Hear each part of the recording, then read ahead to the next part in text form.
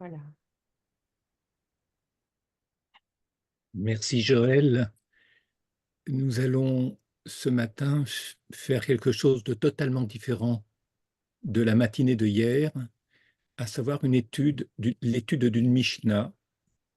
Mais comme toute étude qui, en un premier temps, nécessite une explication littérale,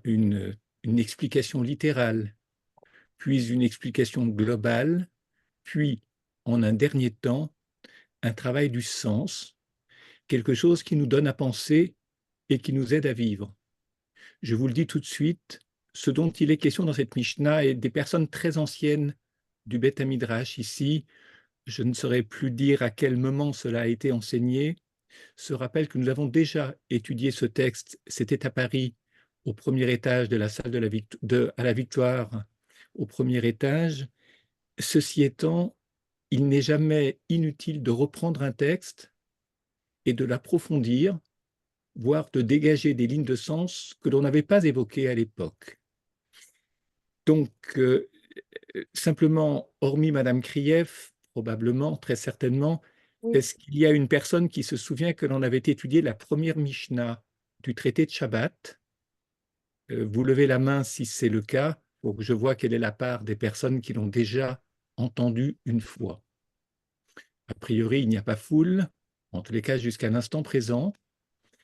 Et peut-être en un premier temps, nous allons utiliser le cadre du Zoom pour que vous puissiez suivre l'hébreu et la traduction qui se trouve à côté. Oui. Ce sont les éditions du rabbinat français, des membres du rabbinat français. Une colonne de droite, le texte, colonne de gauche, la traduction française. Voilà. Merci beaucoup, Madame Krief. Étant entendu qu'en un deuxième temps, lorsque nous réfléchirons sur le texte, je demanderai à ce que le texte soit ôté de l'écran pour deux raisons. Oui. Parce que lorsqu'on réfléchit, lorsqu'on pense, on a besoin de ne pas regarder. On a besoin d'écouter, d'intérioriser et de réfléchir en même temps. Donc, je préférais qu'il n'y ait pas le texte en un deuxième temps sur l'écran. Et puis, j'ajouterai aussi qu'au moment où nous travaillons sur le sens profond de cette Mishnah, il est important que je puisse vous voir, pas simplement dans les petites cases verticales, mais sur un ensemble pour me rendre compte de votre réactivité et aussi de votre difficulté à comprendre telle ou telle chose. Dernière chose avant d'entrer dans le texte, Yotziot Shabbat, il s'agit de l'interdiction de porter le jour du Shabbat. Vous savez que dans un domaine public, c'est-à-dire hors sa maison ou hors un domaine clos, cela épouse des règles que je n'invoque pas maintenant, ce matin, mais ce qu'on appelle un espace privé, un espace fermé, un espace qui a tout autour soit des murs, soit des portes, parfois des barrières, soit des murailles, mais aussi parfois des fleuves. Voilà, c'est ce qu'on appelle un espace privé. Et ce qui est à l'extérieur est un espace public. Et ce dont il va être question dans cette Mishnah, première Mishnah du premier chapitre du traité talmudique de Shabbat, c'est comment fait-on passer ou comment ne fait-on pas passer un objet au jour du Shabbat, quel que soit son poids, son volume ou son importance, de l'intérieur d'un espace privé à l'extérieur, c'est-à-dire dans le domaine public, ou l'inverse, du domaine public au domaine privé, l'espace fermé. En hébreu, l'espace fermé se dit reshut domaine à yachid, du particulier, qui dit particulier dit privé, et ce qui est extérieur, c'est reshut arabim, le domaine rabim de tous, c'est-à-dire domaine public. Voilà. Si quelqu'un a eu une difficulté à l'instant présent à écouter simplement ces deux définitions, vous me le dites tout de suite. Domaine privé, espace clos. Clos, n'imaginez pas toujours des murailles. Il y a parfois des fils que l'on peut tendre tout autour d'un espace public pour en faire un espace privé. Vous avez des villes où il y a ce que l'on appelle un érouve, c'est-à-dire que la ville est entourée de fils, c'est le cas à Jérusalem, plus la question des murailles, qui permettent à Jérusalem d'être un grand espace privé, mais ce n'est pas qu'à Jérusalem, à Strasbourg en France, c'est la même chose, à Anvers, c'est la même chose. À Londres, dans certains quartiers, c'est pareil. Il y a ce que l'on appelle des reshut hayahid, c'est-à-dire des espaces publics qui sont clos selon des règles religieuses extrêmement strictes à l'intérieur duquel on peut porter au jour du Shabbat. Vous allez me dire, il y a une petite anomalie dans mon propos, quelque chose qui vous a gêné, c'est qu'à certes, j'ai dit au début, comment faire passer ou ne pas pouvoir faire passer un objet du domaine privé au domaine public ou du domaine public au domaine privé, ça c'est ce que le texte nous dit. Et puis à d'autres moments, j'ai dit le thème de cette Mishnah, c'est l'interdiction de porter. Vous avez senti une petite différence parce que porter dans un espace public, bien évidemment, dans un espace privé, dans votre appartement, si vous ne pouviez pas porter, ce n'est plus même la peine de penser au Shabbat. Cela va sans dire, dans un domaine public. Mais ce thème de l'interdiction de porter est présenté de manière singulière, je dirais de manière très particulière. On ne nous dit pas il est permis ou il est interdit de porter, on nous dit il est permis ou interdit de transporter d'un domaine privé à un domaine public ou d'un domaine public à un domaine privé dans telle ou telle condition. Dans certains cas, c'est permis, dans d'autres cas, ça ne l'est pas. Et nous allons comprendre pourquoi c'est présenté de cette manière-là, ce qui débouche ensuite à l'idée plus générale, l'interdiction de porter dans telle ou telle condition. Mais laissez de côté pour le moment ce que vous entendez très souvent, Shabbat, on n'a pas le droit de porter. C'est une phrase que vous avez souvent entendue dans un monde pratiquant, de juifs pratiquants. Laissez-le de côté pour ne pas vous embrouiller. Nous allons faire les choses dans l'ordre. D'abord, la problématique telle qu'elle est présentée par la Mishnah, et ensuite on va prendre de la hauteur et on va introduire un certain vocabulaire qui permet de globaliser les choses et de donner des définitions. Je rappelle que Shmuel Vikoda, hier, à un moment donné, dans son étude sur les grandes yeshivot, le monde d'études lituanien, a parlé de la yeshiva de Brisk, qui est issue de l'école de Volodjine, donc du Gaon de Mina, Rabbi Chaim de Volodjine. Et il a dit quelque chose qui est important, que l'on entend très souvent dans le monde de Brisk, à savoir ce que l'on recherche au-delà, tout au long de cette étude talmudique, et je dirais au terme qui est toujours relatif, qui n'est jamais définitif de l'étude, c'est à donner des définitions aussi rigoureuses et précises à des notions, ce qu'un philosophe appellerait à des concepts. Autrement dit, l'interdiction de porter, qu'est-ce que cela suggère comme vision du monde? Étant entendu, mais nombre d'entre vous le savent, qu'une vision du monde ne dépend pas d'un ressenti. Si je vous dis il est interdit de porter, il est interdit de brûler, d'allumer la lumière, il est interdit de ci, interdit de ça, vous me répondrez selon les échos ou les connaissances que vous avez ou les échos que vous avez reçus de la tradition rabbinique. Eh bien, le Shabbat, c'est un jour de repos. On parle toujours du repos shabbatique. Pourquoi? Parce que de même façon que Dieu s'est reposé le 7e jour, l'homme doit se reposer le 7e jour. Je la fais court. Maintenant, la première question que je vais vous poser, qu'est-ce que ça veut dire que Dieu s'est reposé le 7e jour? Ça ne veut strictement rien dire. Que vous et moi ayons besoin de se reposer le 7e jour, c'est naturel et je dirais c'est très sain. Ensuite, il y a 1000 façons de se reposer. Mais Dieu, il ne se repose pas. De quel tonus est faite la fatigue physique du bon Dieu pour que l'on puisse dire que Dieu se repose? À cela, je réponds, Dieu ne se repose pas. C'est une traduction qui est incorrecte. Il se met en retrait. Alors, vous pouvez vous mettre en retrait dans votre appartement pour aller vers votre chambre à coucher et faire la sieste. Je comprends. Mais par contre, se mettre en retrait, c'est aussi une manière d'accueillir l'autre. Accueillir l'autre. Si je ne me mets pas en retrait dans une conversation, c'est-à-dire si je ne suis pas capable de me taire à certains moments et d'écouter l'autre parler, c'est ce qu'on appelle déjà se mettre en retrait. Laisser l'autre s'exprimer, laisser l'autre pénétrer chez vous, accueillir, lui faire de la place, de manière à pouvoir nouer un échange avec lui. Échange, ce n'est pas toujours par la parole, il y a divers types d'échanges, en tout cas nouer, construire une relation. Et pour construire une relation, il faut que les deux soient à égalité. Sinon, il y a un rapport de pouvoir et avec la possibilité d'effacer l'autre, de le dominer, point de suspension. Donc, se retirer, c'est faire de la place à l'autre pour qu'il puisse exister et que puisse se construire une alliance, c'est-à-dire une relation, tout d'abord plutôt, entre l'un et l'autre. Vous me direz, mais de quoi est faite la relation entre Dieu et l'homme? Dieu, il fait tout pendant les 6 jours. Il est en quelque sorte omnipotent dans le texte. À la fin du 6e jour, il crée l'humain. Et que fait-il? Il le dépose, il le place dans le jardin. Et là, qu'est-ce qui s'y passe? Dans le jardin d'Éden, qu'est-ce qui s'y passe? Il est évident que si Dieu ne se met pas en retrait, il reste celui qui a tout pouvoir sur l'humain, c'est-à-dire qu'il ne lui laisse aucune liberté, aucun libre arbitre. Si je décide de m'imposer chez vous et que je ne vous permets pas de quoi? D'exister, de vous exprimer, de vivre à mes côtés, alors à ce moment-là, ce rapport de force conduit à votre effacement ou à votre disparition. Par contre, si je me retire, je vous laisse de la place pour exister, alors nous pouvons, que ce soit par la parole ou d'une autre façon, nous pouvons commencer à nous connaître, à nous exprimer chacun et peut-être à construire quelque chose, à penser quelque chose ensemble et construire quelque chose ensemble. C'est ce que Dieu fait. Alors évidemment, c'est une allégorie. Il ne bouge pas, ce n'est pas un problème de mouvement et de se mettre en retrait et de quitter.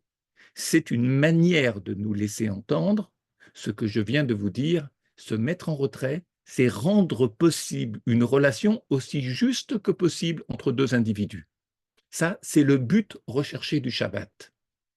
En fait, j'ai commencé non pas par la conclusion, mais par des éléments de la conclusion pour que vous sachiez où nous allons en étudiant ce texte. Ça aide toujours à ne pas décrocher ou à ne pas se décourager lorsqu'on est d'abord confronté aux problèmes techniques du texte et qu'au bout d'un certain temps, on se demande mais à quoi ça sert tout ça, où est-ce qu'on va? Donc, j'ai pris beaucoup de hauteur par rapport si vous voulez, à la technique juridique du texte. Maintenant, nous allons entrer dans le texte parce qu'il n'y a pas de la pensée, il y a d'abord des règles qui donnent la pensée. Il n'y a pas de la pensée qui impose des règles. Donc, Yotziot, voilà, Yotziot à Shabbat. Oui, oui, et une dernière chose qui est importante, l'intitulé que j'ai mis sur l'étude de ce matin, qui est le même que celui de hier matin. Hier matin, je dirais que je suis arrivé aux mêmes conclusions sans jamais parler réellement de textes de Torah ou de la tradition orale. Nous avons réfléchi sur des questions sociétales ou autres. Je n'y reviens pas, parce que la Torah donne à penser, offre une certaine vision du monde que j'aime à vous faire partager, de manière à ce que vous compreniez que lorsqu'on étudie la Torah, ce n'est pas en vase clos, où l'on ne parle que de technique, mais il y a aussi des lignes de pensée qui se dégagent, et ces lignes de pensée nous conduisent, je dirais, à réfléchir le moins bêtement possible, autrement dit, le plus intelligemment sur le plan juif, sur le monde dans lequel nous vivons, ou pour nous-mêmes, ou pour les relations humaines, ou dans notre rapport à Dieu. Chacun choisira. Maintenant, l'universalisme de la justice et le particularisme de l'amour, n'oubliez pas cette expression qui est la même que hier matin, parce qu'en fait, elle conduit notre étude, ou plus exactement, elle participe des conclusions auxquelles nous aboutirons. Et j'ai ajouté dans la pensée chassidique, parce que les maîtres qui analysent cette première Mishnah du premier chapitre du traité talmudique Shabbat sont des maîtres de la pensée chassidique. Alors souvent, lorsqu'on pense au chassidisme, on pense au Baal Shem Tov. Et le Baal Shem Tov, avec ses expériences de vie, avec, je dirais, des concepts de sublimation, des concepts de pauvreté, des concepts de solitude, des concepts de dévouement, des concepts de miséricorde et de grande générosité, sur un fond d'érudition qui n'est pas exceptionnel, mais qui existe. Ce n'est pas qu'un homme d'expérience, c'est aussi un homme qui étudie tous les jours.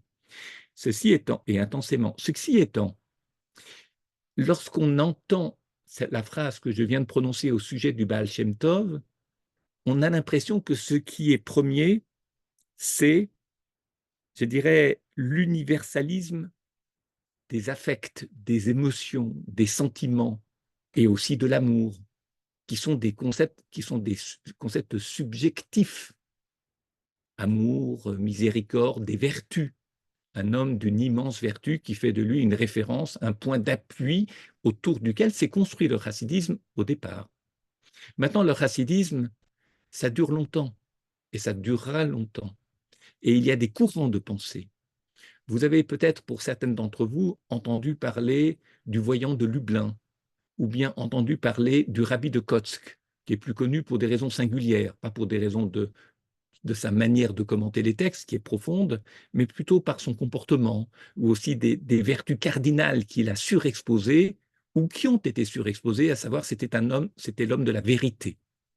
Il y a un livre d'Abraham Eshel qui a été traduit en français il y a très longtemps, qui porte sur Kierkegaard et le rabbi de Kotzk. Corinne nous dira si ça existe encore en librairie, je ne le pense pas, c'est plutôt un livre d'occasion, mais c'est elle qui sait répondre. En tous les cas, il y a une présentation d'Abraham Eshel qui est issu du monde chassidique et qui est un homme cultivé, érudit, d'Abraham Eshel qui est intéressante au sujet du rabbi de Kotzk. Et aussi les parallélismes que l'on peut faire parfois entre Kierkegaard, le philosophe, et le rabbi de Kotzk. Revenons au texte. Et effectivement, dans la pensée chassidique, parce que ce courant de pensée, notamment à partir du rabbi de Kotzk, mais aussi parfois avant lui, chez les élèves de José Milouvline, du voyant de Lublin. Pour ce qui concerne le voyant de Lublin, il y a un livre de Martin Buber, qui lui a été traduit en français il y a longtemps, et je pense qu'il a été réédité, qui s'appelle Gog et Magog, où c'est un roman où l'on voit, mais qui est intéressant. C'est pas un livre d'histoire, c'est un roman, mais qui est intéressant. Il apporte pas mal de données très justes sur le voyant de Lublin. Le voyant de Lublin était opposé à un autre homme. L'un pensait que Napoléon était un libérateur, l'autre pensait qu'il était l'antéchrist. Je n'entre pas dans ces considérations. Et de fait, ils s'opposaient tout en étant très érudits l'un et l'autre, étant des maîtres reconnus, ayant de l'estime et en même temps de la défiance. Et donc, le voyant de Lublin est quelqu'un qui n'est pas un prophète, mais qui avait, disons, qui avait une capacité à se projeter, à avoir une vision sur un avenir éloigné, ce qui est parfois très bon, ce qui parfois relève de la magie et ce qui est désastreux. En tout cas, chez lui, c'est intéressant.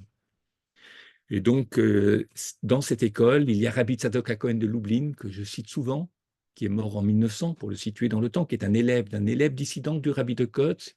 Et il y a aussi, dans une autre école, quelqu'un qui n'appartient pas à ces maîtres chassidiques, qui avait une école autour d'eux.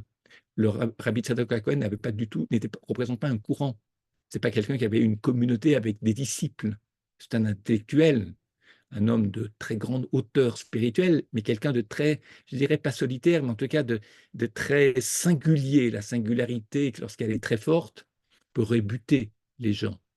Et puis, il y a Rabbi Yosef Rosin, que je cite aussi souvent pour des raisons personnelles, qui lui est mort en 1936, qui était le maître de la communauté Chabad, donc Chassidique Chabad, de Dvinsk, en Lettonie, et qui est à la fois quelqu'un qui appartient au chassidisme et qui s'est beaucoup inspiré des réflexions sur la Torah et la Gemara, le Talmud, du Tzemar Tzedek, qui est le troisième rabbi dans la dynastie chassidique, le premier étant celui que l'on sait, le Tanya, le Baal HaTanya, Rabbi Shneur Zalman de Liadi. Lui, c'est la troisième génération, le septième, c'est celui qui est décédé en 1994, il n'y en a pas eu de successeur. Il s'est beaucoup inspiré de ces textes. Il l'a connu enfant parce que son père l'avait présenté. Alors qu'il était encore très jeune, enfant, il l'avait présenté à l'auteur du Tzemar Tzedek. Et donc, et c'est une source d'inspiration très importante pour Rabbi Yosef Rosin, celui que j'appelle le Rogatchover, parce qu'il était originaire, le génie de Rogatchov était originaire de cette ville qui était en Pologne à une époque, en Russie de l'autre, ou en Lituanie à un autre moment, soit Rogatchov. Et ça, c'est une source d'inspiration. Puis il y a une deuxième source d'inspiration, à savoir l'école de Brisk, dont Shmuel parlait hier et dont j'ai fait mention il y a quelques minutes.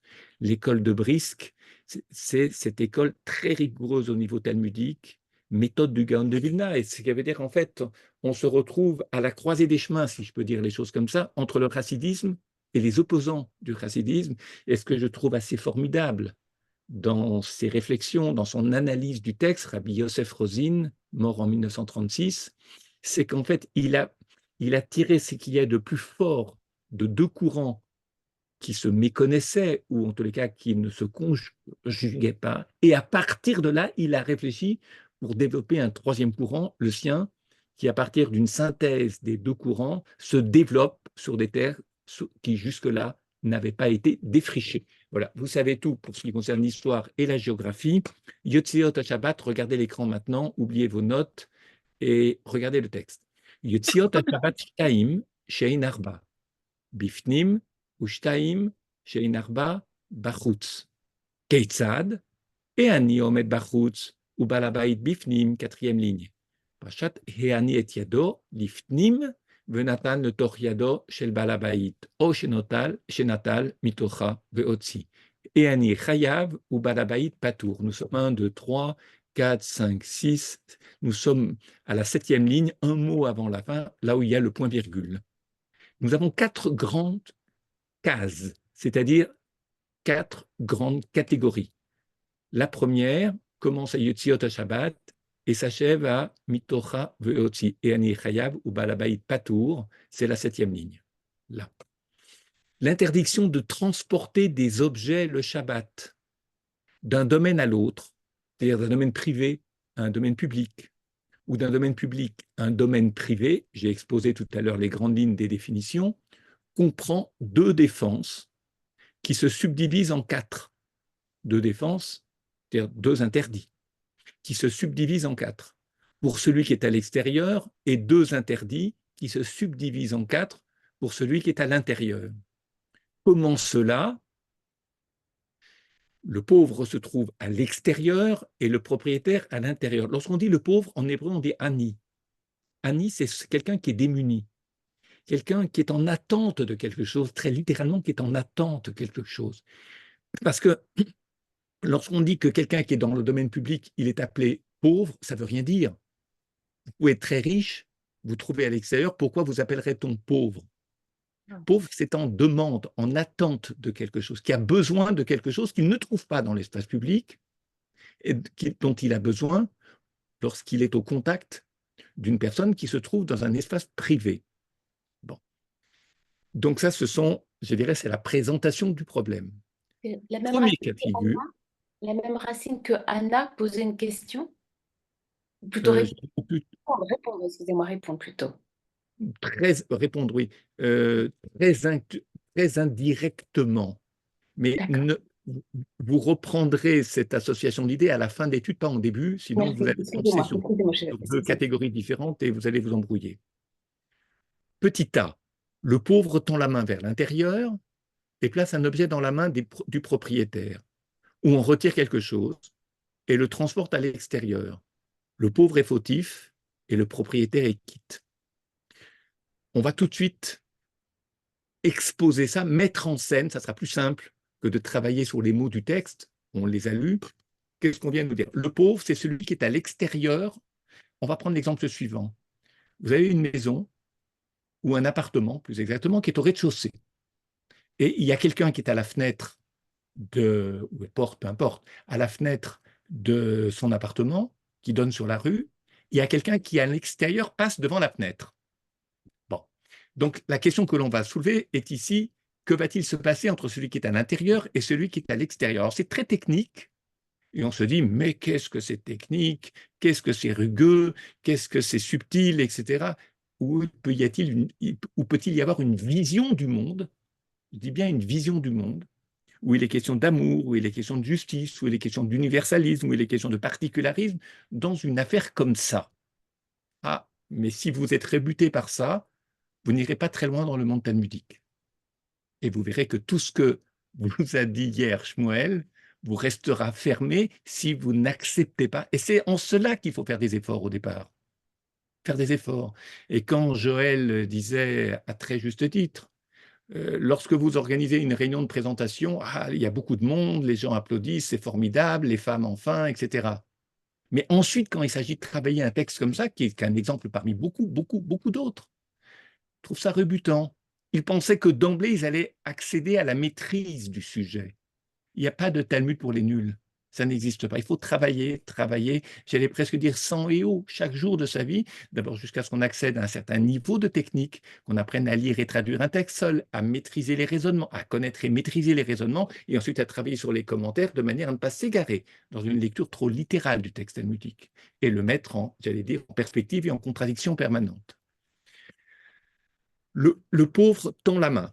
Donc, celui qui est à l'extérieur, on ne va pas redire à chaque fois qu'il est à l'extérieur, le pauvre, c'est celui qui est dans le domaine public à l'extérieur. Riche ou pauvre sur le plan financier, ce n'est pas le sujet, mais qui est en attente de quelque chose. Il tend la main vers l'intérieur. Moi, je suis à l'extérieur et vous, Sylvaine, vous êtes à l'intérieur. Bon.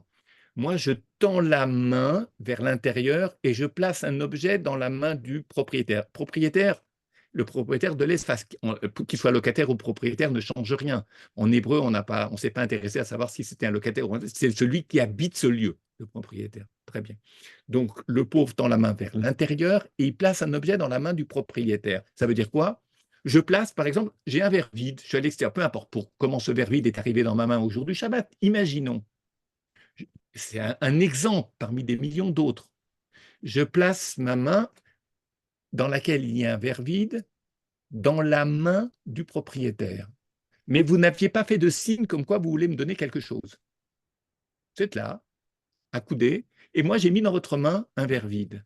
Et comme il fait 35 degrés dehors et qu'il n'y a pas un souffle d'air, vous vous dites, un verre vide par ce temps-là, au jour du Shabbat, c'est qu'il meurt de soif, il n'a pas bu depuis longtemps, puisqu'on ne peut pas porter dans l'espace public, et il me demande à boire. N'oubliez comment ce verre est arrivé dans la main, c'est moi qui crée un exemple, donc ne vous arrêtez pas sur les anachronismes. Bon. Ou bien il en retire quelque chose et le transporte à l'extérieur. C'est-à-dire, par exemple, je retire quelque chose et je le ramène à l'extérieur. C'est vous, Sylvaine, qui avez un verre d'eau dans la main. Et je me suis dit, c'est formidable. Il a exactement ce dont j'ai besoin. Qu'est-ce que je fais? Je prends le verre d'eau de votre main et je le ramène à l'extérieur. Et voilà ce que l'on nous dit maintenant. On nous dit, et il le transporte à l'extérieur. Le pauvre est fautif et le propriétaire est quitte. Dans le premier cas où j'ai déposé un verre vide dans votre main, mais vous n'avez rien fait, vous n'avez pas bougé, vous êtes retrouvé avec un verre vide, vous avez compris ce que je voulais en faire, très bien, mais jusque-là, vous n'avez rien fait. Et en plus, vous êtes dans votre espace privé, donc vous n'êtes pas... Voilà. Le problème est le suivant, on le trouve juste après le passage de la mer, de la mer des Joncs, Yam Souf, à la sortie d'Égypte, l'arrivée de la manne. Et là-bas, il est dit qu'au 6e jour, il y avait une ration double, parce que dans le verset, vous retrouverez la référence, c'est à la fin d'un chapitre, 25, entre 25 et 30, je ne sais plus le numéro du chapitre en tête. Pourquoi il fallait prendre on recevait une ration double au 6e jour, pour le 6e jour et le 7e jour, parce qu'au 7e jour, il était interdit de transporter la manne en dehors de la tente. Et c'est à partir de ce verset que se développe, et que se pense d'abord, puis se développe l'interdit de transporter, pas simplement la manne, ça c'est la seule nourriture qu'il y avait à l'époque, mais de transporter quoi que ce soit de l'intérieur à l'extérieur, et on déduit de là, de l'extérieur à l'intérieur également. Parce que c'est de là que l'on déduit que l'interdit se situe dans le fait qu'il y ait une hotzar, c'est-à-dire une sortie d'objet. Alors vous allez me dire, à quel moment il est question de sortir un objet du domaine public ou le faire entrer dans le domaine privé, ou du domaine privé et le faire sortir dans l'espace public, à partir du moment où il passe la frontière, en quelque sorte, entre les deux. C'est-à-dire la ligne, ce qu'on appelle la frontière entre, par exemple, la ligne de la fenêtre, la ligne d'ouverture et de fermeture de la fenêtre. Vous allez voir que c'est un peu plus subtil sur le plan juridique. Pourquoi? Là, on nous dit, moi, à l'extérieur, je suis fautif, j'ai entièrement transgressé l'interdit de transporter d'un domaine à l'autre au jour du Shabbat. Et celui qui est à l'intérieur, ou celle qui est à l'intérieur, en l'occurrence Sylvaine, elle est quitte. Elle n'a rien fait, elle est quitte, acquittée. Bon, dégagée de toute responsabilité. En réalité, et c'est ce que Rachi explique, et je suis désolé, mais lorsqu'on lit un texte comme ça, il faut tout de suite s'attacher à la lecture de Rachid pour comprendre précisément et ne pas inventer des explications, pour comprendre tout de suite ce qui se passe. Le principe de l'interdiction de sortir un objet d'un domaine à l'autre, l'interdit est formel et fondamental à partir du moment où une personne soulève, traverse la frontière entre les deux espaces et arrive au point de chute. Autrement dit, il soulève du point de départ. Moi, je suis à l'extérieur, je suis arrivé là dans la fenêtre, j'ai dans ma main les bras. En général, je ne marche pas avec les bras en l'air, je marche les bras verticaux et j'ai un verre dans ma main. Peu importe, je l'ai peut-être trouvé sous la fenêtre et je n'ai rien fait, je ne l'ai pas transporté dans la rue d'ailleurs. Il était là, juste à l'extérieur. Je l'ai soulevé, j'ai passé la ligne frontière entre l'espace public et l'espace privé et je l'ai déposé dans la main du propriétaire, entre guillemets, le balabaït, le maître de maison, qui est à l'intérieur. Moi, j'ai soulevé du point de départ, j'ai passé la frontière et j'ai déposé au point d'arrivée, là où celui qui est à l'intérieur en fera usage ou n'en fera pas usage. J'ai fait tout. 1, 2 et 3. Soulever, passer la frontière, déposer. Vous me suivez toujours. Si quelqu'un perd pied, vous me le dites. Et pas que c'est difficile, ça demande de la concentration, c'est tout. C'est-à-dire de ne pas penser à autre chose, comme toute technique, comme un problème juridique ou un problème de mathématiques. Si vous pensez à autre chose, vous ne pouvez pas raisonner. Moi, j'ai transgressé la loi du Shabbat, un des 39 travaux interdits le Shabbat, qui est placé en tête. Et s'il est placé en tête du traité talmudique, en fait, il est le 39e. Dans l'ordre des 39 travaux, il est le 39e. Mais dans le Talmud, il est placé en tête, il y a une bonne raison. On verra tout à l'heure. Ça, c'est le premier, c'est le petit a. Petit b, c'est l'inverse. Par exemple, moi, Sylvain, vous allez garder le beau rôle aujourd'hui. Vous êtes à l'intérieur, vous m'avez vu arriver assez fatigué, voire livide, déshydraté, etc. Celui-là, il faut lui donner à boire. Qu'est-ce que vous faites? Vous prenez un verre, et quand je suis devant la fenêtre, vous me le tendez et vous me le déposez dans la main. Je n'ai pas formulé de demande. J'étais comme ça, vous me l'avez mis dans la main. Comme quand on veut être très discret avec quelqu'un qui est pauvre, qui ne peut pas demander de l'argent parce que c'est indigne pour lui d'avoir à demander, vous le mettez discrètement dans la poche, vous le mettez discrètement dans la main et vous faites comme si de rien n'était, vous en allez. Comme ça, il n'est pas gêné. Il ne voit pas votre regard, entre guillemets, compatissant ou compassionnel ou miséricordieux lorsqu'il donne un petit peu d'argent pour l'aider à quelque chose. Donc, dans ce cas-là, c'est vous qui avez fait les trois choses. Vous avez soulevé le verre verre vide du point d'origine, ou verre plein, plutôt verre plein ici. Vous avez passé la frontière entre les deux domaines, et vous me l'avez déposé au point de chute, sur la ligne d'arrivée, en quelque sorte, là où j'en fais un usage personnel, sans que j'ai agi, sans que j'ai montré de quelque manière que ce soit ma demande, que j'ai exprimé par un geste une demande. Dans ce cas-là, c'est vous qui avez transgressé le Shabbat, moi je suis quitte. Puisque je Comment n'ai est-ce rien fait. Il n'y a pas de raison de m'acquitter. Excusez-moi, Oui. excusez-moi, monsieur le grand rabbin. Quand vous dites je n'ai rien, que l'autre n'a rien demandé de l'extérieur, est-ce que ça change quelque chose au niveau de l'interdit s'il y a une Le demande qui fait est qu'il ait demandé ou pas formulée? demandé, Oui. bien sûr que ça va changer, vous allez le voir tout de suite. Votre D'accord. question, je dirais, précipite simplement le raisonnement sur la troisième et la quatrième case. Mais dans l'ordre des choses, je ne vous oublie pas, Corinne, on le Oui. voit au petit c, au petit d. D'accord. Dans le petit b, de quoi s'agit-il? Le propriétaire tend sa main vers l'extérieur et place un objet dans celle du pauvre. C'est ce que je viens de vous dire, où il en retire un objet et le transporte C'est-à-dire que quoi? Moi, si vous m'avez vu avec un verre vide à la main. C'est pas que vous m'avez fait le transport de l'intérieur à l'extérieur, c'est l'inverse. Vous m'avez vu avec un verre vide à la main, mais je n'ai pas exprimé de demande. J'étais simplement là. Vous dites, il est timide, on le sait bien, il n'ose pas demander, on sait de lui qu'il a toujours été très timide, donc je vais quoi? Je prends le verre, cette fois-ci, et je le ramène à l'intérieur, point de suspension, pour évidemment ce que vous voulez. J'ai donc soulevé du point de départ, j'ai passé la ligne frontière et je l'ai déposé au point d'arrivée. Il faut que les trois conditions soient remplies. Trois conditions. Vous demandez pourquoi est-ce que les trois conditions. Vous allez voir tout de suite. Ça, c'est le petit b. Donc, dans ce cas-là, vous, à l'intérieur, vous avez transgressé le Shabbat. Moi, à l'extérieur, n'ayant en rien exprimé une demande, donc je n'ai en rien agi sur le cours des événements, je les ai entre guillemets subis.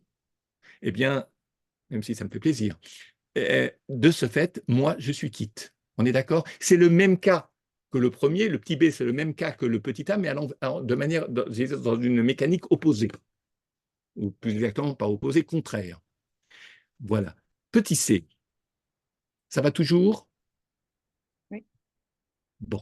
Enfin, vous êtes peut-être timide aussi, vous n'osez pas dire que vous n'avez pas compris, mais enfin, je souhaite pour vous que vous ne soyez pas timide. Le pauvre tend sa main vers l'intérieur. Alors maintenant, Sylvaine, vous pouvez vous retirer, vous n'êtes plus sur la scène.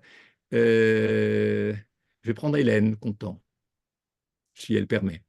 Alors voilà, petit c, le pauvre tend sa main vers l'intérieur et le propriétaire en retire quelque chose, ou bien il y dépose quelque chose que le pauvre transporte, pardon, le pauvre tend sa main vers l'intérieur et le propriétaire en retire quelque chose.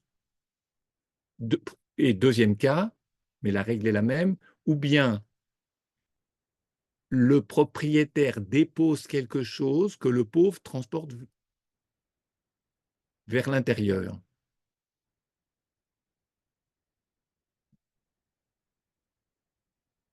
Les deux sont quittes.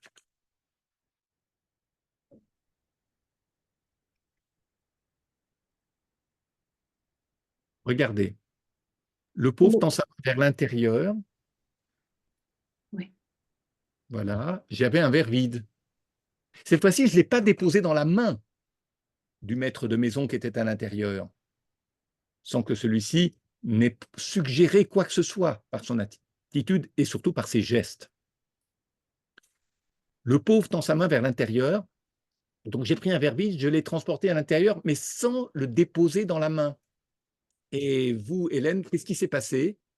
Ben, vous avez vu cette main tendue avec un verre vide, vous avez dit, qu'est-ce qu'il a soif? Vous prenez le verre, évidemment, et vous allez au robinet pour le remplir. Dans ce cas-là,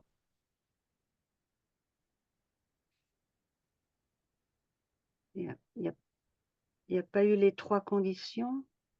non, il n'y a pas eu les trois conditions.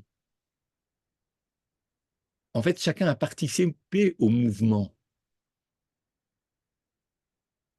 c'est-à-dire à la relation qui se construit entre l'offre et la demande. Vous allez me dire, mais il y a quelque chose qui n'est pas juste.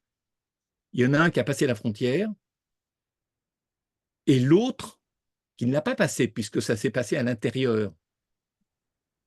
Ceci étant, j'aurais très bien pu, moi, à l'extérieur, tendre la main à l'extérieur avec un verre vide. Et vous, Hélène, vous auriez pris le verre, vous l'auriez ramené à l'intérieur. Les deux cas sont identiques. C'est ce que dit le petit c. C'est-à-dire que peu importe qu'il y en ait un qui ait fait deux choses sur trois et l'autre une seule, je rappelle les trois choses, soulever, passer la frontière et déposer au point de chute. Soulever du point de départ, passer la frontière et déposer au point de chute. Peu importe. Dans les deux cas, les deux sont quittes. Ça vous fait rêver, ça vous donne à réfléchir. En tous les cas, se développe d'emblée, ou plutôt c'est-à-dire, il y a un constat qui se fait, nous, un constat, à savoir que, à la limite, c'est pas tant le passage de la frontière, c'est le fait de tout faire ou de ne faire qu'une mesure de la chose. Que cette mesure soit celle des deux tiers ou soit celle d'un tiers n'a pas d'importance. De toute façon, sur le fond, le verre est passé et quelle que soit la personne qui a fait l'acte de passage à la frontière, dès lors qu'il n'a pas fait les trois choses, les deux sont quittes selon la Torah. Selon la Torah. Vous allez très vite avoir une lourde déception, à savoir que les sages l'ont interdit. Maintenant, la question est de savoir pourquoi les sages l'ont interdit. Bon. Excusez-moi, Juste Oui, pour clarifier, parce que je ne suis pas sûre d'avoir bien compris alors l'exemple dites, donc du petit c. Le pauvre, il tend sa main vers l'intérieur, le propriétaire qui se trouve à l'intérieur en il y a ce retire, verre vide dans la main du pauvre, ouais, et le entre guillemets. propriétaire, il en retire quelque chose, c'est-à-dire il retire quelque C'est-à-dire que chose moi, à l'intérieur, je ne l'ai pas déposé dans votre main lorsque vous ne m'avez rien suggéré par quelque geste que ce ouais, soit que vous en feriez un usage. Vous me ouais, suivez? oui, Vous étiez là comme ça à l'intérieur ou les bras à côté et je l'ai mis dans votre main. Ça, c'était dans le premier cas de figure. oui, Maintenant, je ne l'ai pas mis dans votre main, c'est arrivé devant vous. Vous voyez ma main tendue avec un verre vide. Vous d'accord. vous dites, vous n'avez pas laissé cette main vide, cette main avec le verre vide comme ça. Qu'est-ce que vous faites? Donc, je le prends, c'est ça? Vous Je prenez le le verre. prends dans ma Autrement main, dit, par contre. pour ensuite en faire bon usage vis-à-vis de moi, D'accord. en un premier temps avec vous et ensuite pour moi. Ah, c'est le fait de déposer dans la main ou de ne pas déposer dans la main qui change ici quelque chose. Absolument. Hmm. C'est pour ça que j'ai régulé mon langage de la manière suivante. Il y a toujours trois conditions à remplir, pas une. Ce que beaucoup de gens auraient imaginé, c'est au moment où celui qui fait passer la frontière qui est responsable, qui est coupable. De D'accord. fait, ce n'est pas comme ça la Ah, règle. oui, Otsa veut, et Rachid l'enseigne, sinon on n'aurait pas compris ce texte, ou complètement de travers, et on serait allé nulle part. Rachid, Barthénora, enfin, tous ceux, les Pashtanim, c'est les gens qui commentent littéralement le texte pour qu'on ne s'y méprenne pas et que l'on traduise correctement et intelligemment. Rachid n'a pas que ce rôle, mais il a d'abord ce rôle. mhm. Il faut faire les trois choses. Maintenant, s'il y en a un qui fait les trois choses et l'autre qui fait rien, on a vu A et B. Oui. Alors, dans ce cas-là, Il y en a un qui est coupable et celui qui a l'autre. tout fait, il est responsable, celui qui n'a rien fait, il est quitte. Mm. Dans le petit c, et vous devinez ce qui va se passer au petit d, on peut le reconstituer par nous-mêmes, à savoir qu'on a l'impression que, par exemple, dans le premier cas, le pauvre a démarré la chose, c'est lui qui a initié. Et en plus, il a passé la frontière. On se dit, il est coupable. Eh bien non, il n'est pas coupable parce qu'il n'est pas allé jusqu'à le poser au point de chute, là où la main du propriétaire, entre guillemets, du balabaïd, du maître de maison, va démarrer l'usage au sujet à propos de ce verre, enfin, l'utilisation de ce verre. Mhm. Les deux sont quittes selon la Torah. Il y a ce qu'on appelle des interdits de la Torah et des interdits des sages. Vous allez me dire quelle est la différence? On ne joue pas avec les interdits des sages. Ce n'est pas parce que ce n'est pas un interdit qui se déduit directement du verset biblique que pour autant on peut en faire ce que l'on veut selon notre libre arbitre. Mais il faut comprendre ce que les sages ont voulu, parce que s'ils l'ont interdit, c'est qu'il y a une raison. Ce n'est pas qu'ils étaient mal disposés ce jour-là, ils ont décidé de tout interdire. Et nous, on se disait, c'est bien dommage, parce que là, on voyait un mode de communication qui se mettait en place, et je dirais qui rendait le Shabbat, je dirais, plus vivable, plus agréable, plus relationnel. Bon. Alors, à partir de là, vous imaginerez après l'étude, parce qu'il faut qu'on avance, vous imaginerez après l'étude tous les cas possibles entre celui qui est à l'extérieur, que l'on appelle le pauvre, entre guillemets, celui qui est à l'intérieur, qu'on appelle le propriétaire, le balabaït, le maître de maison, entre guillemets, où l'un des deux fait deux choses et l'autre fait la troisième.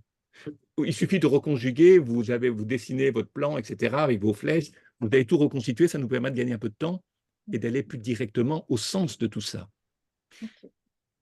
C'est la raison pour laquelle j'ai accéléré l'allure. De toute façon, les termes sont les mêmes. Si vous lisez l'hébreu, avec la traduction à côté, vous allez reconstituer les cas un par un parce que ce sont les mêmes formulations.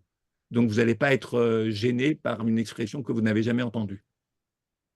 Est-ce que je peux continuer? Oui. Si quelqu'un me dit non, il me dit non. Et il ne sort pas d'ici en se disant « mais je n'ai rien compris, quel dommage ». On avance? Bon. Donc, je résume maintenant et je prends un peu de hauteur.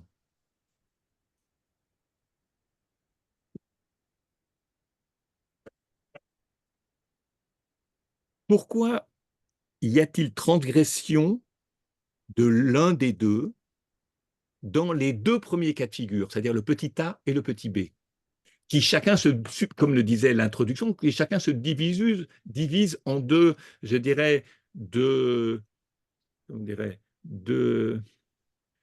postures du maître de maison et du pauvre, entre guillemets, différentes. de configurations différentes, si vous voulez.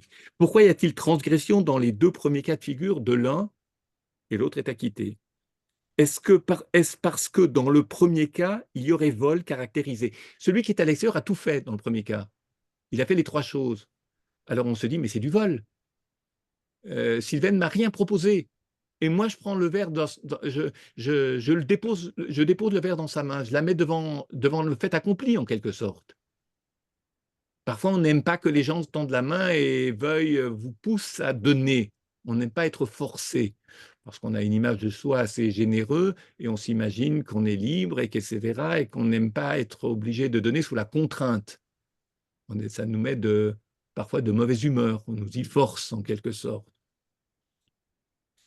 Est-ce parce que dans le premier cas, il y aurait un vol, vous comprenez, comme si c'était volé,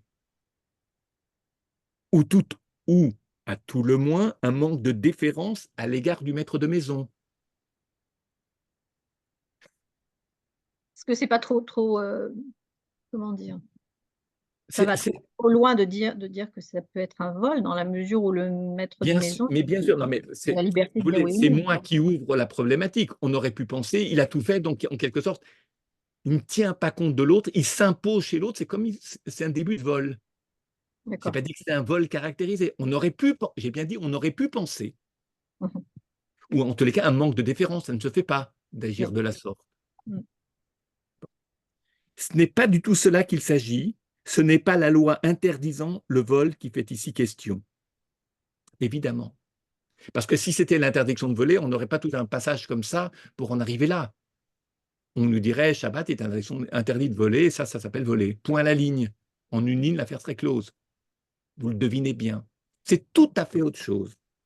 Dans le deuxième cas, le petit b, on pourrait même s'étonner et trouver la position de la Mishnah rigide, j'allais dire aussi rigide que mesquine. Le geste du maître de maison n'est-il pas cette anticipation de l'offre sur la demande du pauvre? Je n'ai pas attendu que le pauvre, entre guillemets, celui qui est en attente, il n'est pas pauvre dans la vie nécessairement, mais celui qui est en attente, je n'ai pas attendu qu'il se sente obligé de demander. Et comment est-ce qu'on demande? En faisant un geste. On est dans les gestes ici, on n'est pas dans la parole. Ouais. On est dans les gestes.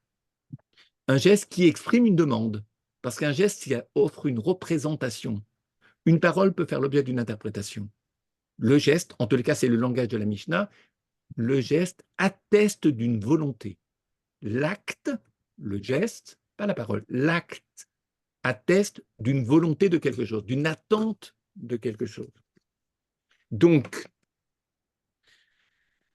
le geste de celui que l'on appelle le balabaït, le maître de maison dans le domaine privé, est-ce qu'il n'est pas une anticipation de l'offre sur la demande du pauvre? Autrement dit, il le met à l'aise. Il le met à l'aise.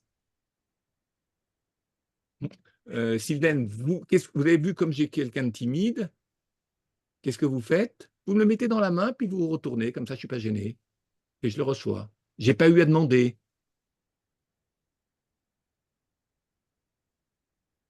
On le dit souvent à propos de la tzedaka. La tzedaka, c'est lorsque l'autre n'a pas besoin de demander. Mais là, on est dans les lois du Shabbat. On n'est pas dans les lois du derech eretz, c'est-à-dire de la manière de se comporter en société, comme ça l'est pour l'histoire de la tzedaka.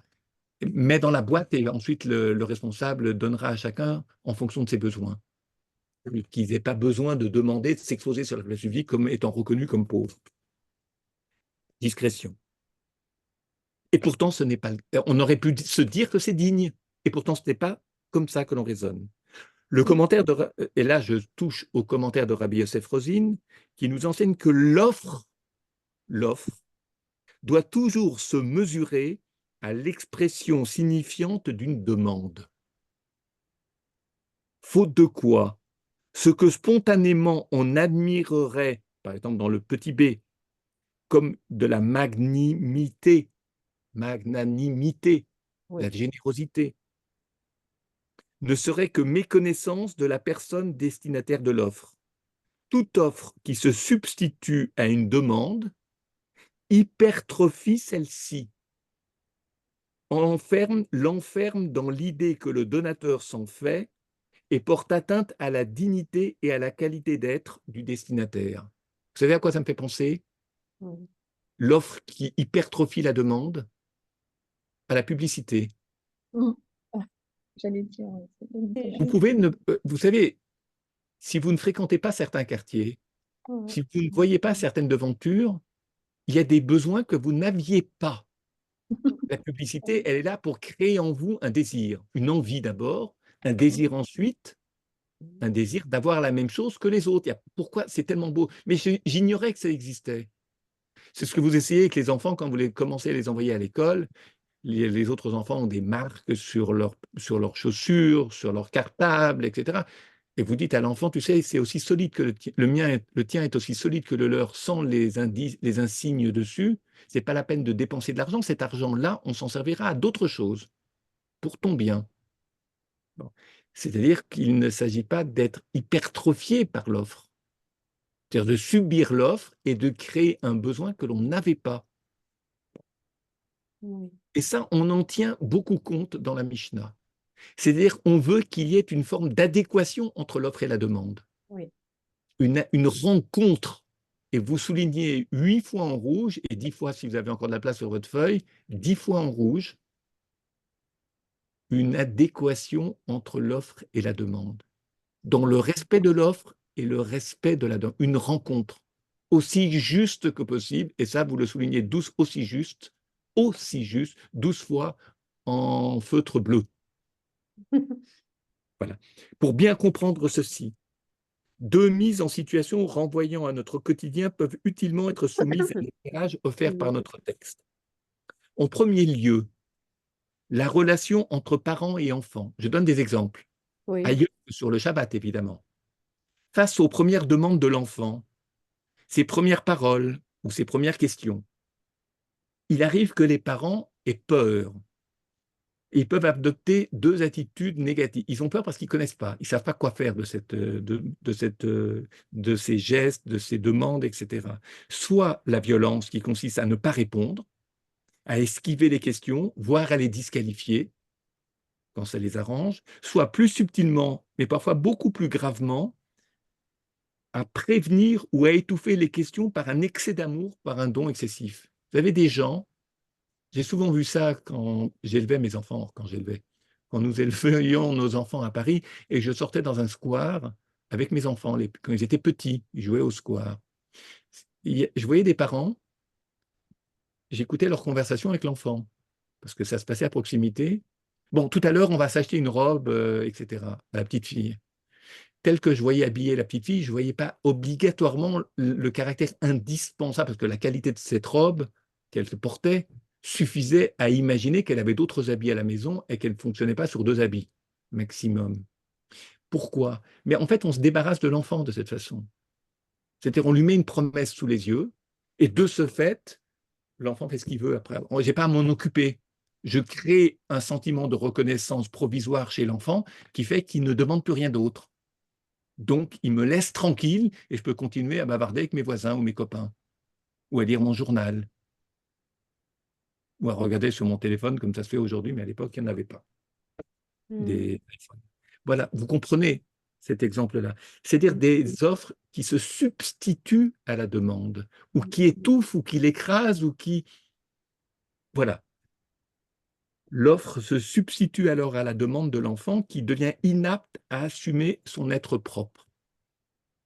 Sous l'excès d'un tel don, l'enfant subira le plus grave des manques, celui d'une absence de réponse adéquate à sa demande préalablement exprimée. Parce qu'on a empêché ou on a détourné les demandes de l'enfant, qui fait qu'au bout d'un certain temps, il ne demandera plus rien. Par contre, il commettra des actes qui sont parfois d'une certaine violence, parce qu'il remplace une attente ou une demande qui n'a pas été prise en compte ou qui n'a pas été rendue possible du fait du comportement des parents. Bon, on n'est pas là pour faire du François Zolto dans le texte, avançons. Donc, dans une telle situation, l'enfant est à long terme condamné jusqu'au jour où une déchirure s'opérera, parfois avec violence et parfois dévastatrice dans l'ordre social et familial. Lorsqu'on dit à l'enfant, bon, on va s'acheter une robe tout à l'heure, c'est parfois une manière, mais je le voyais dans le comportement des parents, des gens qui ont de l'argent et des gens qui sont très libérés par rapport à l'argent, qui en font usage à tout bout de champ. mais sur le registre de la relation. C'est-à-dire, on achète les sentiments de l'enfant avec de l'argent. C'est pas comme ça qu'on éduque un enfant. On achète. Souhaitez-vous que j'enlève Quand on a de texte, l'argent, on peut monsieur? tout acheter dans la vie, y compris les sentiments des enfants. Souhaitez-vous que je retire le texte maintenant? J'ai pas entendu. Souhaitez-vous que je retire le texte Oui, maintenant? retirer le texte, on ne va pas se rabattre sur le texte à chaque fois, ça nous aidera pas. Est-ce que je peux faire juste une petite remarque? Même une toute petite. Enfin, juste donner une expérience personnelle en 2 minutes. Oui. J'ai écrit une lettre à mes enfants il y a très très longtemps. Ils devaient être ados, je pense, où je disais exactement ce que vous venez de dire. C'est-à-dire que j'ai fait état de mon sentiment en leur parlant de l'éducation que je leur donnais, où je leur disais, j'ai quelquefois l'impression que je suis trop présente, c'est-à-dire je réponds trop à vos demandes à l'avance, ou que quelquefois, je ne vous entends pas. C'est ce que vous venez de dire. Oui, enfin, je D'une vous certaine façon. prie, si vous me le permettez, de ne pas vous identifier à la Non, caricature, c'est-à-dire à la situation c'est une exacerbée caricature, que mais j'ai évoquée. Simplement, c'est pour donner à penser que je l'ai fait elle de est la sorte. ressentie en fait. D'accord. En tous les cas, ne vous prenez pas pour le malade imaginaire en la circonstance. Il y a porteuse de toutes les pathologies du monde. La même pathologie, précisément, se vérifie plus d'une fois dans la relation entre maître et élève. Quand la peur que les premiers ont des maîtres, les seconds, entraîne les premiers, c'est-à-dire les élèves, à nier. La même pathologie se vérifie plus d'une fois dans la relation entre maîtres et élèves. Quand la peur que les premiers, les maîtres, ont des élèves, les entraîne à nier les questions des élèves et à enseigner comme s'ils répondaient à l'image qu'ils ont d'eux-mêmes. Ça, c'est très classique chez un enseignant. C'est-à-dire, en fait, on s'imagine, lorsqu'on est jeune enseignant, ensuite on prend de la bouteille et on commence à comprendre un peu la réalité du monde. On s'imagine que ceux qui nous écoutent, parfois très gravement, avec beaucoup d'attention, sont porteurs des mêmes problématiques que nous. Autrement dit, on les identifie à nous-mêmes. C'est comme si on dialoguait avec notre autre, pareil à soi, en l'élève, en l'étudiant. Et on apprend petit à petit à se distancier de cela. Que celui qui nous écoute peut être renvoyé à d'autres questions que les nôtres.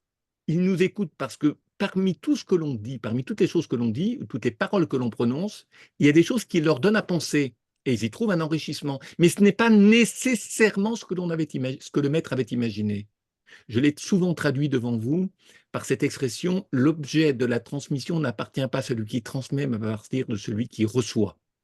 Point final sur cette phrase. Elle est pour moi, disons, elle peut gouverner une partie de la vie, en tous les cas, certains aspects de la vie. Bon. Et donc, je reviens à mon propos. Par amour, l'élève est prisonnier des questions du maître. Les siennes sont mauvaises, peu pertinentes. Vous savez, il y a des élèves qui aiment beaucoup leur maître, qui fait qu'ils ne se sentent pas libres d'exprimer leur attente, leurs questions. Ça n'a rien de déshonorant pour un maître d'entendre des questions auxquelles il ne s'attendait pas, auxquelles il n'avait pas pensé et sur lesquelles il n'avait pas réfléchi. Donc, il n'a pas des réponses toutes faites. L'élève, pendant un certain temps, peut habiter, entre guillemets, ce lieu de l'étude sans se rendre compte que ce n'est pas le sien. Face aux obligations exercées au nom de l'amour, la violence est impossible. Lorsqu'il y a un grand amour entre deux personnes, une grande sympathie, amour, vous comprenez ce que je veux dire par là, au sens très large du terme, il y a parfois une perte de liberté. On ne se permet plus de questionner celui que l'on aime, le maître par exemple. On ne se le permet plus. On a peur de le vexer, on a peur de le blesser. Par contre, quand on déteste quelqu'un, on n'a pas peur de le vexer, ça je peux vous le dire. Donc, sauf si on en a peur, tout court. L'élève peut, pendant un certain temps, peut habiter, entre guillemets, ce lieu d'étude sans se rendre compte que ce n'est pas le sien. Et parfois, il quitte. Quand il en prend conscience, il quitte. Et parfois, il n'ose même pas dire pourquoi il quitte. Ça n'a rien de déshonorant. Simplement, il se rend compte que ce lieu n'est pas pour lui. Il touche à des questions qui ne sont pas les siennes et qui deviennent les siennes presque par trop d'amour. Il intègre des choses parce qu'il ne veut pas décevoir le maître et il ne veut pas refuser au maître ce don. Un jour, il prend conscience que ce n'est pas le lieu où il doit étudier. Et je suis content, il sait bien qu'il explique pourquoi il quitte. Moi, ça ne me gêne absolument pas. Au contraire, je trouve que cette personne gagne en maturité en intelligence humaine.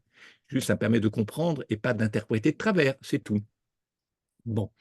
Et donc, jusqu'au jour où l'élève trouve ailleurs une réponse à une demande profondément enfouie, mais véritablement sienne, à lui. Il se peut que cette réponse ne trouve aucune place dans le système d'éducation du maître, et c'est ce que je vous disais dans le premier cas de figure, alors la déchirure se produit qui plonge le maître dans la perplexité. Pourquoi me quitte-t-il? Pourquoi, alors il a commencé à étudier, pourquoi est-ce qu'il me quitte? C'est que je ne suis pas si intéressant que ça. Ce n'est pas nécessairement pour ça. C'est que les questions que se pose l'élève s'inscrivent dans une vision du monde, dans une manière d'être au monde qui est différente de celle du maître. Et il se rend compte qu'il apprend des choses, oui, mais que ça ne le concerne pas singulièrement, particulièrement, c'est-à-dire à titre d'identité personnelle. Ça ne l'aide pas à vivre. Ça l'aide à savoir, mais ça ne l'aide pas à vivre. Voilà bien ce qui est enseigné dans notre deuxième cas de figure. Il est interdit à celui qui détient un certain pouvoir, qui possède un objet que celui qui est à l'extérieur n'a pas, de se substituer à la demande d'autrui dans ce geste originel et premier que constitue le don d'objet. C'est l'esprit du Shabbat qui est ici en jeu. Ce qui est exigé, c'est l'adéquation de l'offre et la demande. Nous l'avons dit, et une adéquation aussi juste, et nous avons souligné aussi juste que possible, et vous avez oublié la fausse règle du 3, c'est-à-dire celle qui consiste à croire que c'est le passage de la frontière, celui qui l'a commis, ce passage, qui est coupable. Non, c'est l'ensemble, mais si l'un fait 2 et l'autre 1, ou si l'un fait 1 et l'autre 2, les deux sont quittes selon la Torah. Alors, mais, et c'est ce qu'on peut se dire, est-ce qu'il n'est pas aisé de susciter une demande? C'est précisément à une vigilance accrue face à cette possibilité bien réelle qu'invite la règle, la halakha ici. Elle est décelable dans les prises de position de la Mishnah concernant les deux derniers cas de figure, où l'on nous dit que, rappelons-le, il nous est dit qu'a priori, l'interdiction subsiste, et Rashi nous enseigne, il faut tenir compte du risque que le geste, une fois amorcé, n'aille trop loin. C'est-à-dire quelqu'un qui en fait 2 sur 3 peut ne pas s'arrêter parce qu'il est saisi d'une émotion ou d'un ressenti, etc. Et il va au-delà. C'est-à-dire au-delà, l'autre n'avait pas encore bougé pour avancer sa main, il l'a mise dans la main. Ça arrive qu'on soit porté par un excès de générosité que l'on regrette ensuite. C'est un petit peu cet esprit-là que l'on retrouve ici. Et le pauvre, le Hani, celui qui est dans l'espace public, qui a avancé la main, pourrait très bien ne pas attendre la main tendue du maître de maison. Celui-ci pourrait très bien prolonger son geste d'offre et déposer l'objet dans la main du pauvre, sans attendre que la demande de celui-ci ait été signifiée sans équivoque. Mais a posteriori, si tout s'est passé correctement, il n'y a pas de transgression de la Torah et l'esprit du Shabbat a été rejoint. C'est-à-dire, en fait, l'idéal, c'est l'adéquation aussi juste que possible entre l'offre et la demande. Mais par crainte qu'en en faisant 2 sur 3, on ne s'arrête pas là, alors les sages ont interdit. Alors, évidemment, je pourrais faire la même chose. Là, j'ai parlé de la demande qui est hypertrophiée. Il y a aussi l'offre qui est parfois hypertrophiée. Il y a une telle pression par la demande qu'on se sent obligé de... Vous auriez pu tenir le même raisonnement, trouver les exemples de la vie quotidienne en adéquation avec ce que les sages ont interdit. Et je suis sûr que Mme Krief s'y serait retrouvée en se disant « mais là aussi, j'ai été ceci, j'étais ça ». J'ai même écrit à mes enfants à un moment donné, pardon de plaisanter, mais vous savez que ça fait du bien. Et je reviens plus loin, et je vais maintenant arriver un peu à notre conclusion. Quelle est la finalité du Shabbat? Cette Mishnah qui interdit le transport d'objets du domaine privé au domaine public, ou le contraire montre bien par la même occasion que le jour du Shabbat admet aussi l'échange, et que ce n'est ni une société figée qui s'y profite, où rien ne bouge, aucun échange ne se fait, ni non plus une utopie réalisée, mais c'est un monde qui symbolise par le rite ce que devrait être idéalement l'échange. Le Shabbat ne renvoie en aucune manière à l'idée d'une société immuable, figée.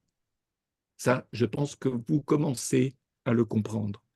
Si la finalité du Shabbat est précisément de favoriser un certain type de rencontre, alors on comprendra que ce jour anticipe une humanité réunifié, c'est-à-dire où les relations se sont construites de la manière aussi juste que possible.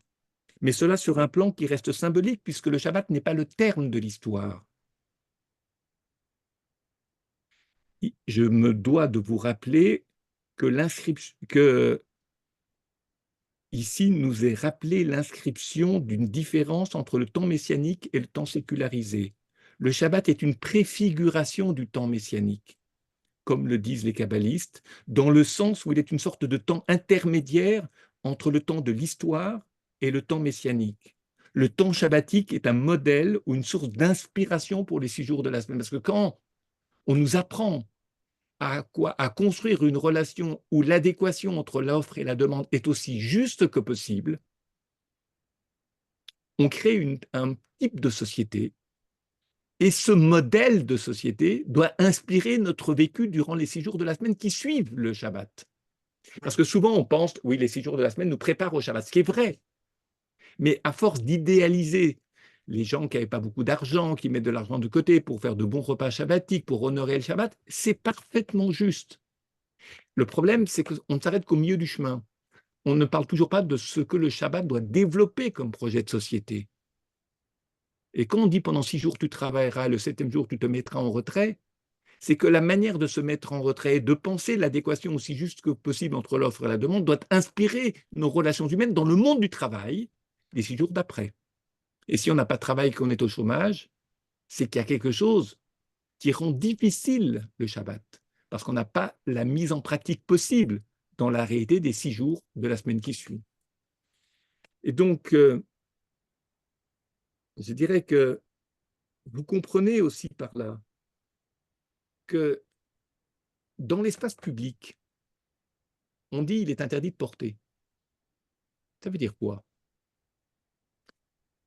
Imaginez que je suis dans l'espace public et que je sois à moins de 4 coudées de Corinne, par exemple. C'est à peu près 2 mètres, 4 fois. Qu'est-ce qui se passe à ce moment-là? J'aimerais bien lui tendre quelque chose. Alors, le problème, c'est, on me dit, à moins de 4 coudées, c'est permis. Au-delà de 4 coudées, c'est interdit. Vous allez me dire, évidemment, si elle peut avancer la main, le bras, et moi je peux avancer le bras, je dépose dans son bras, elle le ramène à elle, on est dans les 3e et 4e cas de figure. Il y a beaucoup de discussions là-dessus, parce que ça ressemble au 3e cas de figure et au 4e cas de figure, mais ce n'est pas tout à fait pareil. Parce qu'il y avait 2 jets sur 3, alors que là, chacun fait la moitié, il n'y a plus de ligne frontière, donc on est un petit peu dans une autre configuration, mais toujours cette configuration où elle a tendu le bras, moi j'ai tendu le bras, donc il y a une adéquation de l'offre et de la demande aussi juste que possible. Et j'insiste sur le fait que les Chachamim, les sages, ont interdit le 3e et 4e cas de figure par peur de défigurer en quelque sorte la relation idéale. La relation idéale, l'adéquation parfaite, la notion de parfaititude, j'invente des mots, elle n'existe pas. On tend vers l'excellence, mais on n'incarne pas l'excellence. Sinon, on s'identifie à l'excellence et on bascule dans le fondamentalisme. Et l'excellence, c'est le projet divin. Et l'excellence, c'est la parole divine. Et l'excellence, c'est la transcendance. Attention à la tentation, en voulant faire le bien, de toucher par l'excès à quoi? À une projection, voire une appropriation. On s'approprie l'excellence parce qu'on s'identifie à elle. Ça marche dans les 2 sens. Et donc, vous avez compris cela. Vous pouvez aussi comprendre le sens des sacrifices, ce que c'est que donner à Dieu. Dieu, il n'a pas besoin de sacrifices, il n'a pas besoin d'offrandes. Il n'a pas une grande écurie pour récupérer des animaux sacrifiés tous les jours, où il fait ses comptabilités tous les soirs pour savoir si telle et telle ou telle communauté a offert ou n'a pas offert. On n'est pas dans une configuration tyrannique où il y a quelqu'un qui exige et l'autre qui fait ses comptes le soir pour savoir si les comptes sont bons de la journée, comme un commerçant. Vous réfléchirez à partir de ce tableau qu'offre la première Mishnah du traité de Shabbat à son application, c'est-à-dire dans quelle mesure elle peut inspirer du sens à la notion de donner, sauf que Dieu, il demande, il a une attente, mais une attente qui est quoi par rapport à la demande? plutôt, il a une demande qui est quoi par rapport à l'attente de l'homme, ou l'inverse.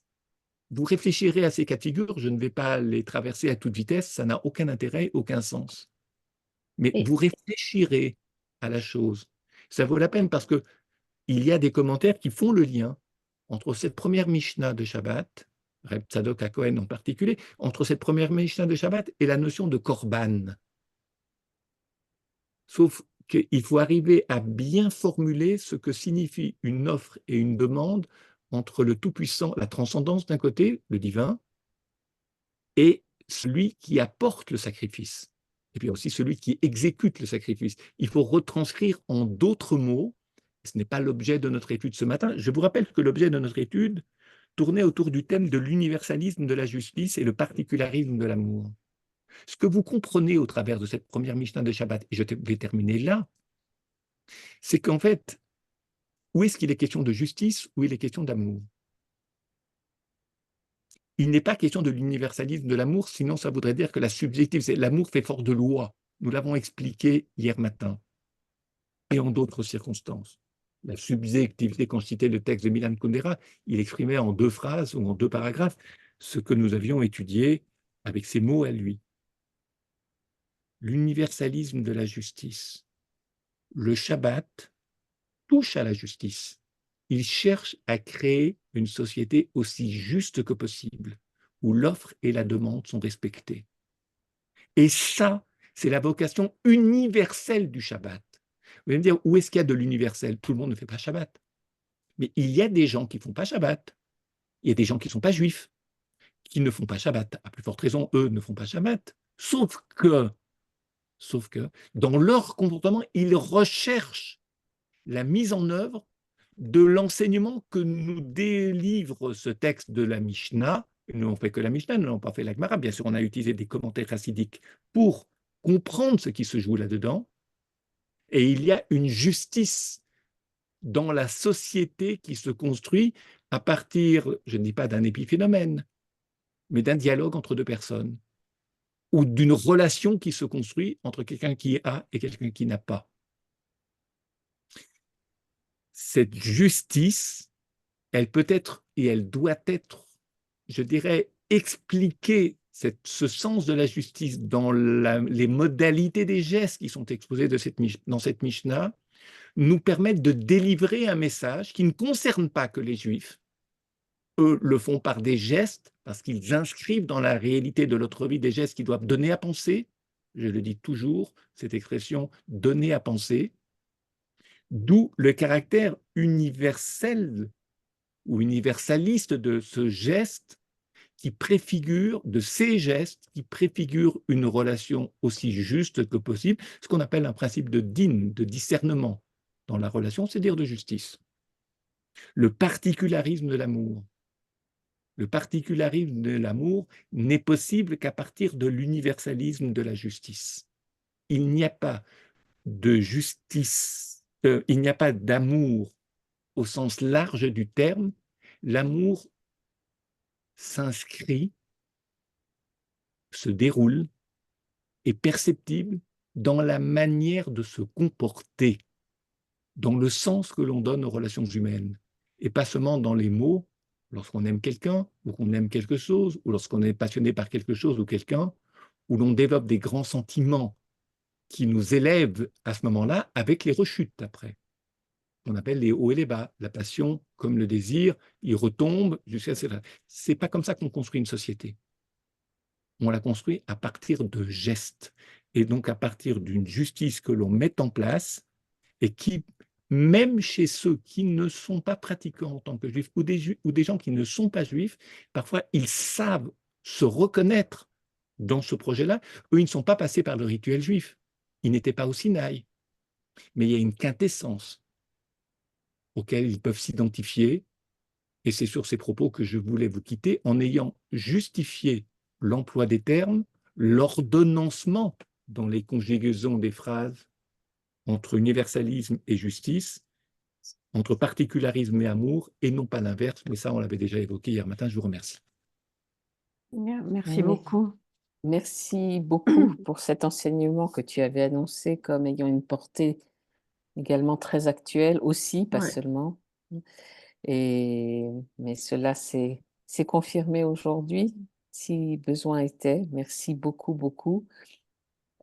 Avant, même si l'heure est dépassée, on va quand même autoriser les personnes qui le souhaitent à dire un petit mot. Alors, Sylvaine, en premier, je vais quand même dire autre chose, parce que le côté humain, on parlait des rencontres, la juste relation, etc.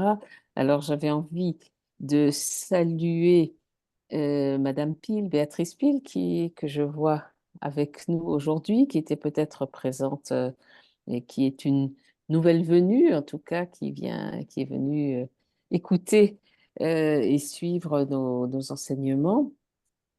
Et je suis ravie de l'accueillir. Hein. En dépit du Zoom, on essaye de maintenir ce côté relationnel. Hier soir, il y a eu un moment très émouvant puisque notre amie fidèle étudiante Élise Kélif a retrouvé une ancienne amie de l'école Yavné, hein, la fille de Myriam Gaver qui est avec nous. Tout à coup, par Zoom, après 40 ans, elles se sont retrouvées. Elles s'étaient perdues de vue depuis l'école. Alors, c'était aussi un très joli moment et c'est important. Il y a des choses qui sont possibles par Zoom, d'autres pas. Euh, je veux juste, avant de laisser la parole à Sylvaine, raconter un souvenir un peu déchirant au tout début du Covid. Euh, bon, on faisait des rencontres avec nos enfants et petits-enfants par Zoom, évidemment. Hein. Bon, ils étaient à Jérusalem ou à Haïfa, etc. Et un moment terrible, après, je n'ai plus voulu faire de Zoom, en tout cas avec les enfants, les petits, parce que l'une de nos petites filles, qui avait peut-être 1 an et demi ou 2 ans, a tendu les bras vers moi. Ah, c'était terrible. Parce que- Voilà, il y a des choses qui sont possibles par la parole, par les expressions du visage, et puis d'autres, vraiment pas. Voilà. Mais donc, nous essayons effectivement, de garder ce côté quand même de présence et pas et de lien entre nous. Alors, Sylvaine. Merci beaucoup, Joël. Merci beaucoup, Monsieur le Grand Rabbin, parce que c'est vraiment c'est magnifique cet enseignement. Effectivement, vous l'aviez déjà, mais pas présenté de la même manière. Donc, c'est encore une autre facette qui fait découvrir autre chose. Alors, là, vous avez dit finalement ce qui était interdit ou ce qui était autorisé dans la Torah. Mais là, vous n'êtes pas allé au bout de finalement ce que la Mishnah vraiment autorise. L'interdit, oui, mais pas l'autorisation. Donc, est-ce qu'il y a un et demi qui est possible? D'interdire, parce qu'il y a un risque quand on fait deux d'arriver au trois, est-ce qu'il y a une autorisation sur quelque chose qui est pratiquement comme une dimension fractale en fait? C'est la question que j'attendais, donc je suis heureux qu'elle soit posée d'emblée. Je vais vous dire une chose. Ce que je ne vous ai pas dit, mais j'avais mes raisons, c'est que si on l'a fait, c'est-à-dire si on a transgressé cet interdit des sages pour les troisième et quatrième cas de figure, le petit C et le petit D, qu'est-ce qui se passe sur le plan, j'allais dire, sur le plan juridique? Autrement dit, vous savez qu'une transgression appelle une réparation. Est-ce que je dois réparer quelque chose? Très faiblement. Très faiblement. Mais symboliquement, oui. On dira que la réparation, elle est faible, mais elle est symboliquement importante. Parce que si elle est nulle, alors c'est plus la peine de mettre un interdit des sages. Et très vite, on peut tomber dans les risques qui avaient été appréhendés par les Chachamim et qui avaient posé l'interdit. Des Rabbanan, des sages. Voilà, ça je voulais vous le dire. Mais si je l'avais dit d'emblée, vous auriez pu très vite glisser sur bon, de toute façon, c'est pas grave, la réparation, elle est légère. Il y a des gens qui préfèrent payer de très légères contraventions et transgresser plutôt que d'avoir à changer le fond du système, si vous voulez. Mais si vous voulez, c'est cette notion. Par exemple, on dira au temps messianique, ça se passera comme ça. Le C et le D seront parfaitement autorisés. Mais il y a des conditions préalables. Aujourd'hui, on a trop peur dans l'histoire de la tentation de s'identifier à l'objectif, c'est-à-dire à prendre la fin comme le moyen. Donc, de passer outre pour pouvoir se saisir comme si, quand je dis se saisir, on peut se saisir du temps messianique, c'est-à-dire on rêve d'être dans les temps messianiques, et finalement, il y a des gens qui, dans leur tête, se vivent comme dans un temps messianique, et quand ça délire un peu plus, ils finissent par se prendre pour le Messie. Mais vous ne donnez pas la réponse pour ce qu'autorise la Mishnah. La Mishnah, elle interdit. Tout, d'accord, entendu. Le D'accord, troisième et merci. quatrième cas de figure, elle interdit. D'accord, très La bien. Mishnah, c'est Torah chez Balpé, ce sont les Chachamim. Oui, Oui. d'accord, très Ouais. bien. C'est pas des pouvoirs distincts, hein, c'est pas le Ouais. Sénat et l'Assemblée nationale. Ceci étant, je vous renvoie aussi c'est un sujet proche et pas très différent. C'est un livre, un ouvrage difficile, mais qui vaut la peine d'être étudié ligne après ligne, dont j'avais parlé l'année dernière, de Astrid von Büsekist, hein, sur qui Entendu. s'intitule Porte, porte et Ah, mais frontières et oui, portes. oui. Sur les Mm. questions justement de faire passer un objet d'un espace à un autre le jour du Shabbat, Porte et mur, je crois. porte et Oui. mur, hein, pardon. Mm, oui, oui. Et qu'est-ce que c'est cette espèce de frontière réelle et symbolique qui le Hérouve? C'est un livre d'une actualité Ah ouais. c'est une femme très érudite qui est venue travailler également, elle vit en France, avec les rabbins les plus éminents en Israël pour... Joël, vous pouvez nous redonner le nom Alors, de c'est l'auteur? Astrid Oui. von VON, Je change Büsekist, le son. Busekust. Sinon, on vous l'enverra. Ok. Il y a d'autres livres. Shmuel m'a donné envoyé les références du livre en anglais de Shaul Stemfer et d'autres références. Mais bon, si vous avez et Porte et Mur dans je crois, est-ce que c'est chez Flammarion? Je ne sais plus. Je vous l'enverrai. J'essaierai Et recenser oui, tous oui, les oui. ouvrages et je ferai une Et liste là, que j'enverrai à tout le monde. c'est un ouvrage Mm. qui déploie Rien ne rebute, ce Joël. thème de manière magistrale. Bonjour Rosine. Ah, Bonjour Joël. nous n'avons pas encore empiété sur ton temps. Pas du Euh, tout. Je dis que voilà. rien ne rebute Marie-Jeanne. Oui, oui, oui.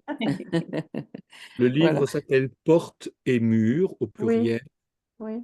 des frontières, attendez que j'arrive jusqu'au bout de la Des ligne, frontières en des démocratie. frontières en démocratie. Alors, Un à livre partir passionnant. d'un sujet compliqué sur un plan de la halakha et très limite, hein, je veux dire, et très méconnu aussi, la question du hérouve. Hein. Qu'est-ce que c'est un hérouve? La question de porter. Beaucoup de gens qui savent un peu ce qu'est le Shabbat tel qu'il se vit selon la halakha, certains les gens savent pas mal de choses, on ne va pas allumer la lumière, on ne va pas faire ci, on ne va pas faire ça, pas faire cuire des aliments, pas bon.